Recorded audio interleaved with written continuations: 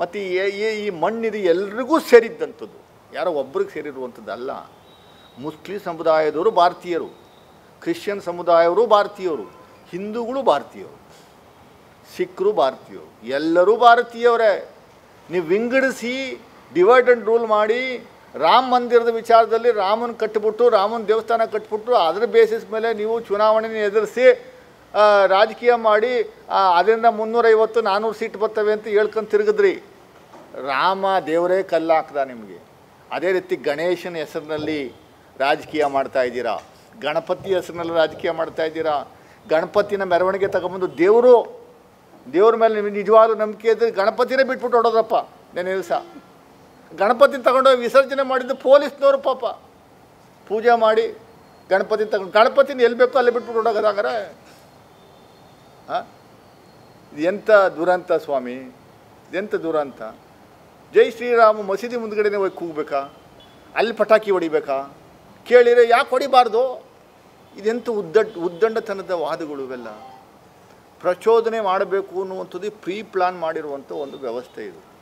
ಕುಮಾರಸ್ವಾಮಿ ಅವರೇ, ನಿಮ್ಮ ಕತೆ ಏನು ಅನ್ನುವಂಥದ್ದು ಮುಂದಿನ ದಿನಗಳಲ್ಲಿ ನಾವು ಒಂದೊಂದೇ ಹೇಳ್ತೀವಿ. ದಯಮಾಡಿ ಈ ಕೋಮು ಕಿಚ್ಚನ್ನು ಒದಿಸುವಂಥದ್ದು ಬಿಡಿ. ಬಿ ಜೆ ಪಿ ಜೊತೆ ಮೈತ್ರಿ ಆದಮೇಲೆ ನೀವು ಯಾವ ರೀತಿ ಬದಲಾವಣೆ ಆಗಿದ್ದೀರಿ, ಯಾವ ರೀತಿ B J P spokes person ರೀತಿ ಮಾತಾಡ್ಕೊಂಡು ಹಿಂದೂ ಮುಸ್ಲಿಮ್ಸು ಅನ್ನುವಂಥದ್ದು ಕಂದಕ ಸೃಷ್ಟಿ ಮಾಡುವಂಥ ಒಂದು ವ್ಯವಸ್ಥೆಯನ್ನು ನಿರ್ಮಾಣ ಮಾಡ್ಕೊಂಡಿದ್ದೀರಿ.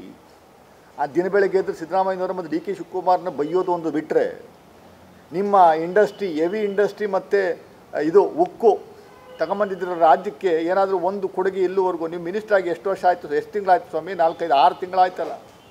ಇಲ್ಲಿವರೆಗೆ ಯಾವುದಾದ್ರು ಒಂದು ಕಾರ್ಯಕ್ರಮ ಕಾರ್ಯಯೋಜನೆ ಮಾಡುವಂಥ ಕೆಲಸವನ್ನು ಮಾಡಲೇ ಇಲ್ಲ. ದಿನ ಬೆಳಗ್ಗೆ ಎದ್ದರೆ ಕರ್ನಾಟಕಕ್ಕೆ ಬರೋದು, ಸಿದ್ದರಾಮಯ್ಯನವ್ರನ್ನ ಬೈಯೋದು, ಡಿ ಕೆ ಶಿವಕುಮಾರ್ನ ಬೈಯೋದು, ಕಾಂಗ್ರೆಸ್ನ ಬೈಯೋದು ಅಂಥದ್ದು ಬಿಟ್ಟರೆ ಯಾವತ್ತಾದರೂ ನಮ್ಮ ಅಧಿಕಾರಿಗಳನ್ನ ಕೂರಿಸ್ಕೊಂಡು ರಾಜ್ಯದ ಅಧಿಕಾರಿಗಳು, ರಾಜ್ಯದ MB ಪಾಟೀಲ್ ಇಂಡಸ್ಟ್ರಿ ಮಿನಿಸ್ಟ್ರು ಅವರೇ ನಿಮ್ಮ ಜಾಗಕ್ಕೆ ಬಂದು ನಿಮ್ಮನ್ನು ಕೋರ್ಕೊಂಡಿದ್ದಾರೆ. ದಯಮಾಡಿ ಕುಮಾರಸ್ವಾಮಿ ಇರೋದು ಒಳ್ಳೆಯ ಅವಕಾಶ ಇದು. ಈ ಅವಕಾಶ ಬಿಟ್ಟರೆ ಮತ್ತೆ ಕರ್ನಾಟಕ ನಾವೇನೂ ಮಾಡೋಕ್ಕಾಗಲ್ಲ, ಒಂದಷ್ಟು ಕೆಲಸ ಮಾಡೋಣ ಅಂತ ರಿಕ್ವೆಸ್ಟ್ ಮಾಡಿಕೊಂಡ್ರು ನೀವು ಅದನ್ನು ಬಿಟ್ಬಿಟ್ಟು ದಿನ ಬೆಳಗ್ಗೆ ಎದ್ದರೆ ನೀವು ಕೋಮು ಗಲಭೆ ಸೃಷ್ಟಿ ಮಾಡುವಂಥ ಕೆಲಸವನ್ನು ಮಾಡಿಬಿಟ್ರೆ ಹೆಂಗೆ? CM ಇಬ್ರಾಹಿಂ ಕತೆ ಏನು ಮಾಡಿದ್ರು ಸ್ವಾಮಿ ನಿಮ್ಮ JDSನಲ್ಲಿ?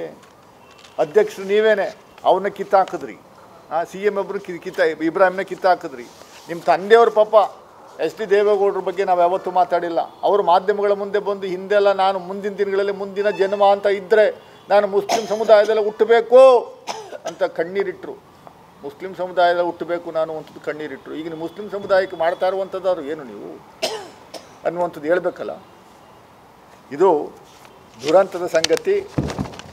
ಕರ್ನಾಟಕ ರಾಜ್ಯದಲ್ಲಿ ಈ ಥರ ಕೋಮು ಗಲಭೆ ಸೃಷ್ಟಿಯಾಗುವಂಥದ್ದಕ್ಕೆ ಅವಕಾಶವನ್ನು ಯಾವ ಕಾರಣಕ್ಕೂ ನಾವು ಕೊಡಲ್ಲ, ಬಿಡಲ್ಲ. ನಿಮ್ಮ ಕನಸು ನನಸಾಗಲ್ಲ.